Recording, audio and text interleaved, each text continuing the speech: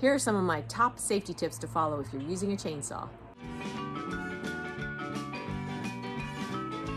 You definitely need a good pair of boots, ideally with a steel toe, nice full leather upper, and good traction to help you when you're walking out there in the woods. Make sure you're wearing a shirt with long sleeves to protect your arms and some good heavy work pants. These are really nice canvas pants that work really well. But I've got something extra to add.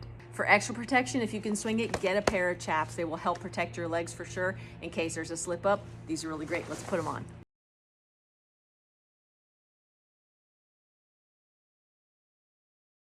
You have got to take care of this noggin when you're working with a chainsaw. The beginning, of course, you have to have safety glasses.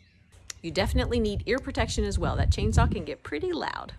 And because you're going to be out there dealing with trees and possible falling things, a hard hat is an excellent idea. Lastly, you need some good work gloves, something that fits you well and is not loose, and if possible, get the kind that has a cut-resistant backing. That'll be extra helpful in case you have a problem with the blade. All right, now we are properly geared up, so let's go hit that hill with the chainsaw. One thing to definitely keep in mind if you're walking with the chainsaw, the battery should be out if it's battery operated, and you should be walking with the bar pointing behind you, not forward.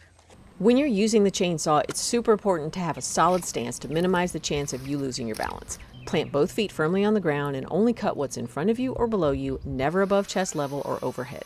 Kickback is always a possibility, so the safe bet is to expect it at any time. To be prepared, keep your left elbow locked and in a straight position, and don't allow the left arm to bend.